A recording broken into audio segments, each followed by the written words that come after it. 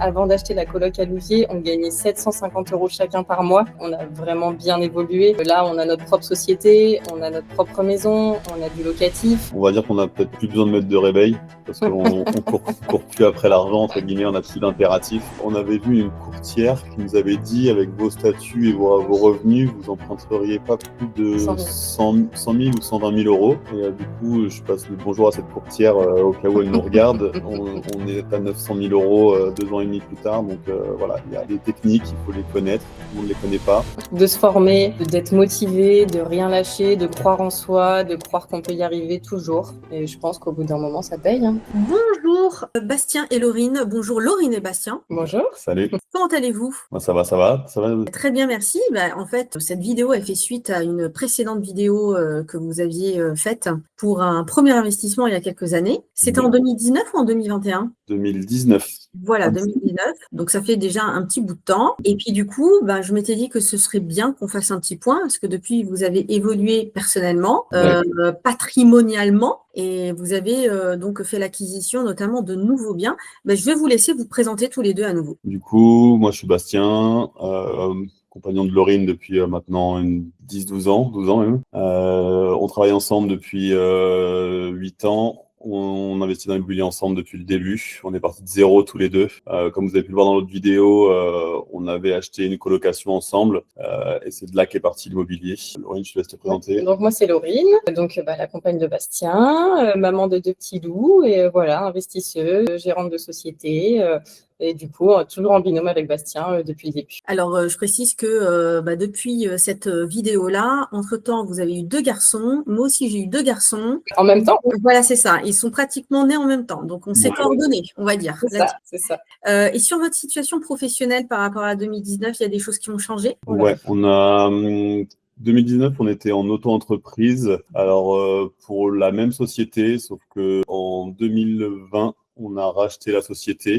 2021, 2022. Pardon. En 2020, on est devenu salarié de cette société pendant 3 ans. Et en 2023, la gérante de la société est partie à la retraite. Du coup, en octobre 2023, on a racheté la société. Et donc, du coup, maintenant, on est tous les deux gérants de cette société. D'accord, donc full entrepreneur. Exact. Et est-ce que, j'anticipe une question que l'on pourrait se poser, est-ce que le fait d'être totalement entrepreneur, ça vous bloque à investir ou pas ? Pas du tout. Non. Au contraire, je pense. Je pense que c'est un plus d'avoir une liberté, on va dire, de pouvoir gérer nos emplois du temps comme on le souhaite et d'avoir, je pense, un état d'esprit d'entrepreneur. Je pense que c'est un plus pour l'investissement immobilier. Même d'un point de vue bancaire, on peut, entre guillemets, ajuster nos salaires au moment où on en a besoin. Si la société se porte bien, on peut augmenter nos salaires pour baisser nos taux d'endettement et vice-versa. Si on n'a plus besoin de demander de l'endettement, on rebaisse les salaires pour pouvoir ajuster un peu cette courbe-là. Oui, puis il y a aussi la trésorerie d'entreprise qui est intéressante et que l'on peut plus facilement se constituer que lorsque l'on est salarié. C'est vrai. Si on est salarié et qu'on gagne 2 000 € par mois, c'est pas forcément évident de mettre beaucoup d'argent de côté tous les mois, là où une entreprise qui est une personne à part entière est plus à même de pouvoir mettre beaucoup plus d'épargne. Et ça intéresse les banques. Bien sûr. Ouais. Pour le coup, après votre achat de colocation sur laquelle on avait fait tout un reportage donc en 2019, j'avais complété notamment avec les chiffres que vous m'aviez communiqués. Est-ce que vous avez fait d'autres investissements ? C'est une question rhétorique parce que je sais que oui. Donc, dites-nous ce que vous avez fait. Vous avez fait la résidence principale et de l'investissement locatif. Je vous laisse me dire le détail et nous, on veut les chiffres. Ouais. Alors, du coup, on s'est quand même fait une petite note puisque du coup, c'est quand même assez technique au niveau des chiffres. Donc, pour la colocation, vous avez déjà eu les chiffres. Donc, ça, on va revenir dessus. On était rapidement sur une coloc 6 chambres avec un crédit qui était 218 000 sur 25 ans. On avait fait 0 apport. Il y avait eu 870 € de crédit pour 3 012 € de revenus locatifs. Donc, on a un cash flow brut de 2 100 € mensuels. Ensuite, qu'est-ce qu'on a fait ? On a acheté une résidence principale. Tout de suite après avoir fini les travaux, on a chassé, on a trouvé quelque chose qui nous plaisait en décembre 2020. Donc, on a acquis une résidence principale pour 330 000 €. D'accord, en nom propre. En nom propre. On a demandé un crédit travaux de 10 000 €, ce qui nous a fait un crédit complet de 340 000 euros sur 25 ans. Et par contre, on a mis un apport de 20 000 euros sur ce projet-là. Et de ce que j'ai cru comprendre, du coup, le financement bancaire n'a pas été bloquant puisque comme vous aviez fait un investissement en nom propre mais qui était très rentable, ça compensait largement le sujet du taux d'endettement. Ah ouais, pour le coup, il nous a vraiment bien aidé. C'était un point que les banques ont pris en compte fortement et ça nous a vraiment, je pense, débloqué pour acheter une RP. Surtout, voilà, on pensait pas pouvoir acheter une RP à ce prix-là. Pour le coup, on n'était pas parti à la base sur ce prix-là. Et puis au final, quand on est allé voir les banques, ils nous ont dit qu'il n'y avait pas de souci et que c'était notamment grâce au cash flow de la colocation qu'on pouvait acheter une telle maison, on va dire. Donc l'achat d'un investissement locatif n'est pas nécessairement bloquant pour une résidence principale future, mais à partir du moment où on fait les choses correctement, de manière rentable, voilà, les choses ont été approuvées par la banque parce que ça a été correctement fait déjà en 2019. Je pense que c'est un atout d'avoir justement un locatif avant, puisque si on a un salaire fixe de base et qu'on achète tout de suite une RP avec ce salaire fixe, on a un taux d'endettement qui va être bloqué, parce qu'en général, on veut toujours aller au max de l'endettement. Donc, du coup, on arrive vite aux 30-33% d'endettement. Et après, on est bloqué pour l'investissement, justement. Donc, je pense que c'est mieux d'investir avant, bien accompagné, puisqu'il faut avoir du cash flow et pas non plus faire un investissement 1 000 euros de crédit pour 1 200 euros de loyer. Ça, c'est à bannir. Et donc, du coup, oui, d'avoir un locatif avant la RP, je pense que c'est intéressant. Alors, il y a les deux écoles. Moi, je suis vraiment pas sur une optique plus favorable par rapport à une autre. Moi, j'ai fait exactement comme vous deux, en fait. J'ai fait 5 investissements locatifs en nom propre. Et comme c'était très rentable, la banque a accepté donc en décembre 2024 de me prêter pour une résidence principale. Donc, ce n'est pas bloquant. Après, pour les personnes qui ont besoin psychologiquement, financièrement, pour d'autres raisons, d'abord d'acheter leur résidence principale, parce qu'il y a des personnes qui ne peuvent pas faire autrement et qui ne veulent pas, il faut savoir que dans le cadre du programme, on a des solutions de financement bancaire, comme vous le savez, pour les gens qui veulent d'abord acheter la résidence principale, même en étant à 35% de taux d'endettement, pour ensuite continuer par la suite à pouvoir enchaîner via une société civile immobilière avec des banques spécialement dédiées à l'investissement. Et où en SCI, il n'y a pas de calcul de taux d'endettement. C'est une bonne transition parce que c'est ce que vous avez fait ensuite sur l'opération d'immeuble. Justement, donc on a eu la RP en décembre 2020, le temps des travaux, etc. Et ensuite, on s'est remis à rechercher un bien. On a trouvé quelque chose en juin 2022 financé. Donc, on a monté la SCI, etc. On a acheté un immeuble de rapport. C'est un immeuble de rapport silo avec des F1, F2, F3, 2 F1, 2 F2, 2 F3. Au niveau des chiffres, on a acheté l'immeuble de rapport 284 000. On a demandé 40 000 euros de travaux, donc intégrés dans le prêt, 25 000 euros d'apport à mettre, justement, puisqu'ils préféraient quand même qu'on mette de l'apport. On a eu un crédit sur 20 ans, vu qu'en SCI, en général, c'est quand même difficile d'avoir du 25 ans, donc on n'a pas voulu forcer, on est resté sur du 20 ans. On a une mensualité de 1 650 euros sur le crédit, un revenu locatif de 3 640 euros mensuel. Et donc, du coup, sur celui-ci, on a un cash flow brut de 1 990 euros mensuel. Vous avez eu du différé un petit peu ou pas? On demande toujours du différé, en fait. Nous, on va toujours chercher le maximum de différé pour déjà être à l'aise au niveau des travaux, avoir du cash flow qui rentre pour la trésorerie. Et en plus de ça, vu qu'on fait du meublé, on a aussi les cautions de 2 mois qui rentrent en trésorerie. On ne s'amuse pas à jouer avec, mais ça fait quand même de la trésor en plus, mine de rien, sur 6 locataires. Ça fait plusieurs milliers d'euros de trésor en plus. Donc, voilà. Après, sur ce bien, il y a 6 appartements. On a tout rénové de A à Z, de la cage d'escalier aux appartements. Enfin, vraiment, on a tout refait. Donc, ça nous a bien pris longtemps de travaux. Et sur le différé, vous avez eu combien de mois? 3 ans, c'est énorme. Oui, on a eu 3 ans. Et ça, c'est important ce que vous dites, parce que très souvent, certains, et nous, on dispose de ces solutions de financement bancaire pour investisseurs. Certains se disent, je veux du zéro apport. Je veux absolument du zéro apport, comme vous avez eu en 2019. Vous avez eu du sans apport. Mais très souvent, le sans apport implique un différé beaucoup plus court. C'est Alors ça. que là, vous avez mis un apport qui reste raisonnable, Mhm. mais 3 ans de différé, c'est Ouais. magnifique. Ouais, Je peux surtout. vous dire qu'il y a très peu de banques qui le font, hein. Et en plus, on les a pas quémandés parce qu'on avait eu l'habitude à l'époque de vraiment aller chercher un différé le plus gros possible. On avait du 24 mois assez facilement. Et là, le 36 mois, Ouais, ils la nous l'ont banque proposé. nous le proposait directement. D'où l'intérêt du partenariat qu'on a avec des partenariats qu'on a avec le programme. Moi, j'ai des petites questions à vous poser. Alors moi aussi, je regarde mon téléphone portable. Du coup, combien de temps ça vous a demandé sur les travaux, qu'est-ce qui vous a, moi je vous pose une question qui est très concrète, qu'est-ce qui vous a challengé? Quel challenge vous avez eu à acheter la résidence principale et ensuite à acheter un investissement locatif? C'était quoi? C'était les travaux? C'était tiens d'un coup encore 6 locataires en plus? C'est un tout. Hein. Ouais, et puis j'allais dire on voit pas ça comme des challenges, mais au fond aussi un petit peu. Mais j'avoue que les travaux, ça nous a jamais trop fait peur entre guillemets. Voilà, pour la colocation, on a déjà eu presque un an et demi de travaux. Je dirais un an, ouais. Ouais, on a tout refait de A à Z et du coup, je pense que on était prêt à recommencer. Vu le cash flow, enfin voilà, ça s'est super bien passé. On s'est dit bon bah allez, on se relance dedans. Après, 6 locataires en plus, oui, mais au final, voilà, avec les programmes qui nous suivent, voilà, on est quand même bien entouré.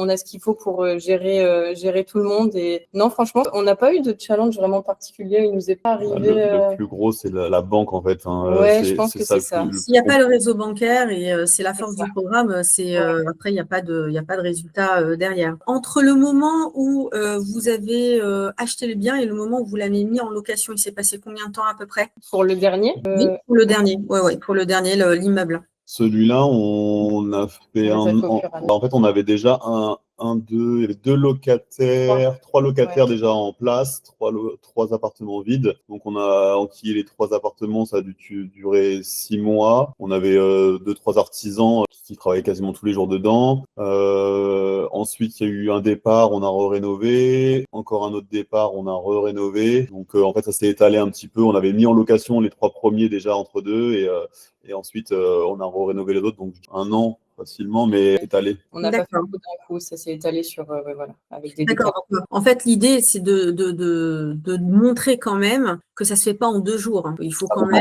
voilà, si on veut du résultat, si on veut avoir un cash flow brut comme vous l'avez annoncé. Après, je dis toujours, voilà, il faut déduire ensuite la taxe foncière, donc mensualisée, les charges, etc. Est-ce que vous avez un chiffre justement à me donner net? Déduction faite des charges un peu courantes de l'immeuble. On l'a recalculé, même pour la coloc, on l'a recalculé et on a revisionné la vidéo, on avait dit qu'on avait 1 000 € de cash flow, mais en fait, on est sur la colocation, on est à 1 687 de cash flow net avant impôt personnel. Ça fluctue selon les revenus. Et ensuite, sur la SCI, on est un peu moins, on est à 1 400 € de cash flow, mais ça, c'est parce qu'en fait, on a adopté une stratégie qui était différente de la coloc. On voulait diversifier. On a la coloc qui est très rentable, ça c'est une chose, mais il y a quand même pas mal de battements et d'aller-retour au niveau des locataires. La SCI, on a mis 400 € de cash flow, mais parce qu'on a mis des logements en F1, F2, F3 et il y a moins de turnover et le prix loyer est moins haut en tout cas. Donc là, on est à 1 400 € de cash flow, hein, c'est ça? Et donc là, quand on déduit vraiment taxe foncière, alors je rappelle, hein, tout ce qu'il faut déduire pour calculer un cash flow net avant impôt, c'est la taxe foncière, l'assurance PNO, il faut provisionner aussi l'expert comptable, donc il faut provisionner, on va dire, des charges un peu de travaux, une provision assez courante pour travaux. Donc là-dessus, il ne faut jamais se dire le cash flow, c'est le loyer que je touche, moins crédit. Ce serait beaucoup trop beau. Voilà. On a enlevé l'assurance emprunteur, on a enlevé la PNO, les réparations par an, on a enlevé tout ce qui était gestion et entretien des chaudières. C'est plein de petites choses, mais on a tout enlevé. C'est bien. Vous avez bien fait vos devoirs. C'est bien. Quels sont vos objectifs aujourd'hui? Maintenant que vous avez ce patrimoine-là, vous avez 2 petits garçons, vous avez donc 2 investissements locatifs rentables, la résidence principale. C'est quoi vos objectifs maintenant? De recommencer. Là, on a un petit peu ralenti sur l'immobilier puisque vu qu'on a racheté la société, on s'est un peu concentré sur cette société-là. La société dont vous êtes gérant aujourd'hui. C'est ça. C'était-là, on la gère aujourd'hui un peu plus activement qu'avant, donc on a un petit peu moins de temps. On a aussi fait les travaux, on attendait vraiment d'avoir tout bien en place et faire un peu de capital parce que c'est vrai que d'avoir enchaîné, on a quand même fait quasiment 900 000 € de crédit en en 2 ans et demi, ce qui fait que il y a quand même de la trésor qui est partie pour les apports, il y a de la trésor qui est partie pour les travaux, même si c'est qui est financé par la banque, il y a toujours des petites choses qu'on peut mettre nous-mêmes. Prochain projet immobilier d'ici 1 an et demi. D'accord, le temps de prendre un peu de recul. Ce que je dis toujours, voilà, on n'est jamais comme ça à fond sur l'immobilier. Il y a toujours des petits paliers pour aussi assumer la vie personnelle, tout simplement, hein, parce que la vraie vie, c'est aussi les enfants à gérer, profiter de la vie aussi. Voilà. Exactement, c'est ça. Comment votre vie a changé? Si on devait revenir au moment, au jour où je vous ai rencontré, en 2019, où vous n'aviez encore rien fait, à aujourd'hui, au moment où on se parle, si vous pouviez me dire c'est quoi? Est-ce que c'est l'état d'esprit, c'est financier, comment votre vie a changé? C'est un peu tout, hein. Tout est connecté. Ouais, on va dire qu'on a peut-être plus besoin de mettre de réveil parce qu'on court plus après l'argent, entre guillemets, on a plus d'impératifs. Non, on est mieux financièrement. Ouais. En 2019, on était auto-entrepreneurs. Je m'en souviens, avant d'acheter la coloc à Louviers, on gagnait 750 € chacun par mois. Enfin voilà, maintenant ça fait sourire, mais c'est vrai qu'on a vraiment bien évolué. Là, on a notre propre société, on a notre propre maison, on a du locatif. On se dit, voilà, on a presque 40 ans, on a 2 enfants. J'allais vous poser la question de l'âge. J'allais vous demander quel âge vous avez. On a 35 et 36. 35 et 36 ans. À 35 ans, vous avez de la marge par rapport à 40 ans. Hein. Oui, bon, presque 40 ans, on va dire. Ça approche quand même. On a hâte d'avoir 40 ans pour arriver aux 3 ou 4 millions de patrimoine. On vous fera une vidéo dans 5 ans. Ouais, avec plaisir. Non, mais on dit toujours que voilà, entre 30 et 40 ans, c'est la fleur de l'âge. C'est là où on va dire que tout arrive, tout explose, où on fait tous nos gros projets de vie. Et je pense qu'on a réussi et qu'on est fiers d'en être arrivé là. Et voilà, et notre entourage nous a toujours soutenus, nous a toujours suivis. Et c'est marrant parce que quand on a commencé, ils étaient quand même un peu surpris. C'était toujours des petites réflexions. Comment ça, vous investissez dans le locatif? Vous n'avez pas encore votre résidence principale? Enfin voilà, c'était pas mal de questions, pas mal de réflexions. Et maintenant, on reçoit quand même des appels assez régulièrement de nos amis, notre famille. Alors, j'ai besoin d'un petit conseil. Comment ça se passe pour faire ci, pour faire ça? Comment vous avez fait? Enfin, on a même reçu un message hier de quelqu'un de proche de nous qui nous a envoyé un message. Je vais investir dans du locatif. Tu penses que je fais une SCI ou un nom propre? On n'a pas les capacités pour.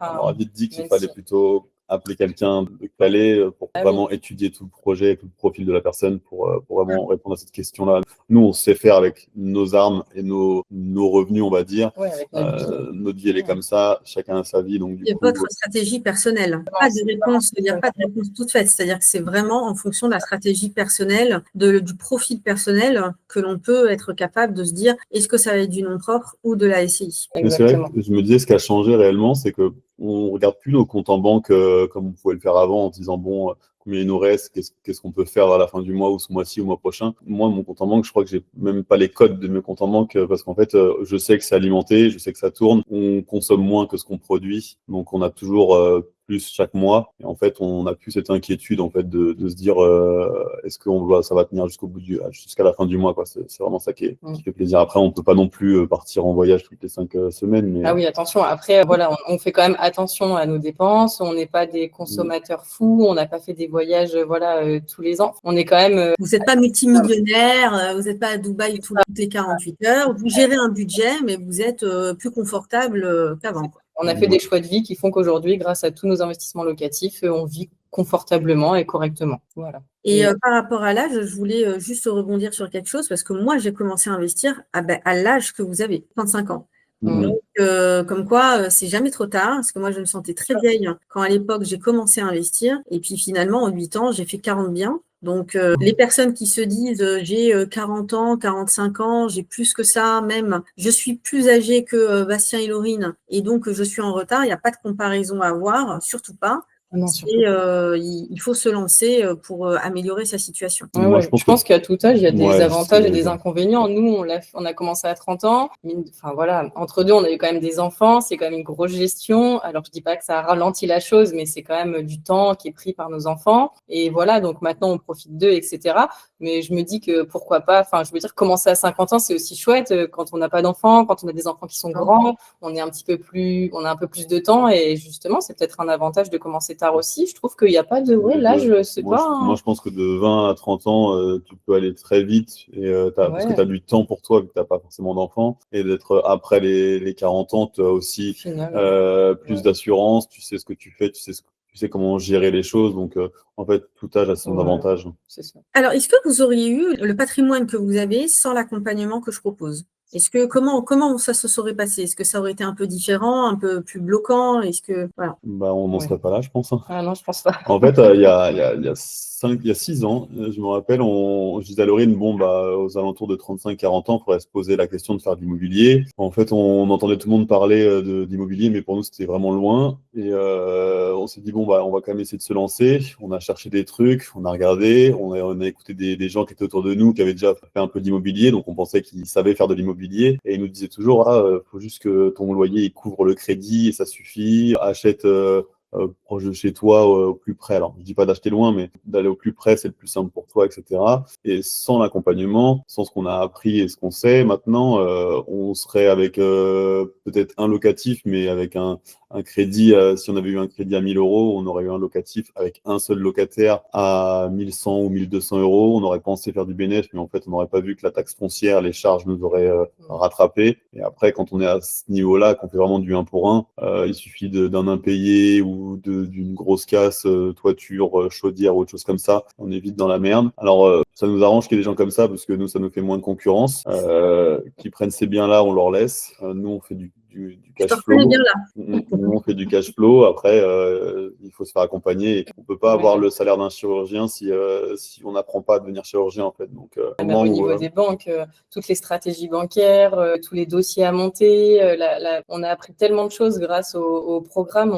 On était confiants, on arrivait. Enfin, non, mais c'est vrai, on savait ce qu'on allait dire, on savait ce qu'on voulait, on avait les armes pour. Et je pense qu'aussi ça joue je pense que, enfin, mine de rien, oui, c'est ça. Je pense que c'est notre plus gros challenge, c'était les banques. Et on se disait, il faut tout qu'on donne maintenant. Et si on pose pas tout correctement, carré, avec les chiffres, les dossiers, les photos, tout ce qu'on a appris, ça passera pas. On a fait quand même pas mal de banques. J'ai une bonne... Beaucoup de banques. Beaucoup de banques avant de rentrer dans le programme, oui. C'est ça, exactement. Et j'avoue que c'était pas pareil.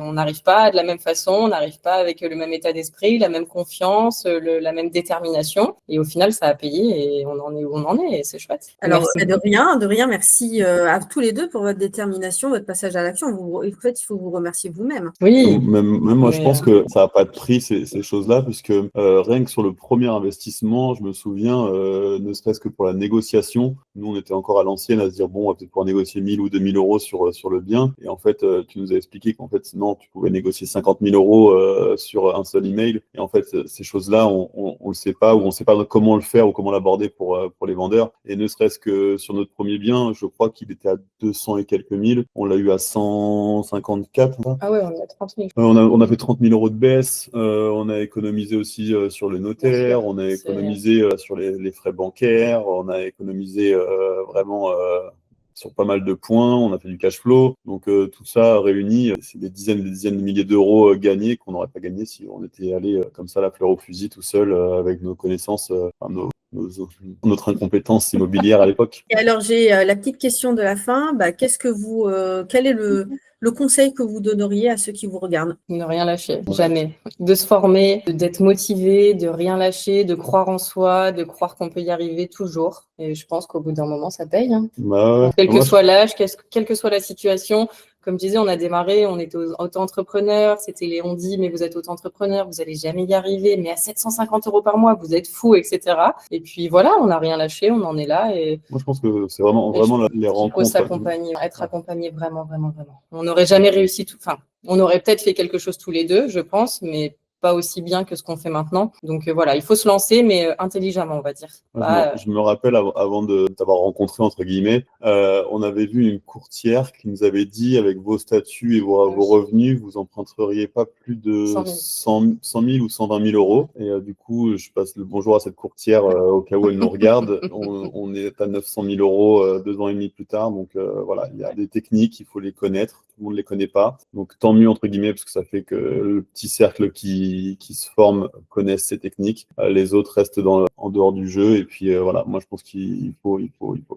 L'une des techniques, c'est que en fait, quand on est accompagné avec les bons interlocuteurs bancaires qui sont spécialistes de l'investissement immobilier, certains ne calculent même pas de taux d'endettement au sein d'une SCI. ils encapsulent ça, ils ne le prennent pas en compte. Donc, ce qui fait que finalement, une personne qui a un taux d'endettement modéré, donc en nom propre, peut continuer à enchaîner les investissements. C'est ce que vous avez fait avec votre dernier immeuble. Et donc, du coup, vous savez que techniquement, financièrement, bancairement parlant, vous pouvez donc continuer avec les banquiers, les réseaux dont on dispose dans le programme. Bon, écoutez, merci beaucoup. Merci Et à donc, toi. moi, je vous dis à très bientôt pour une prochaine vidéo, pour votre prochain investissement. Dans 5 ans. Le million d'euros d'investissement. Ouais. Ok, ça On marche. fêtera ça.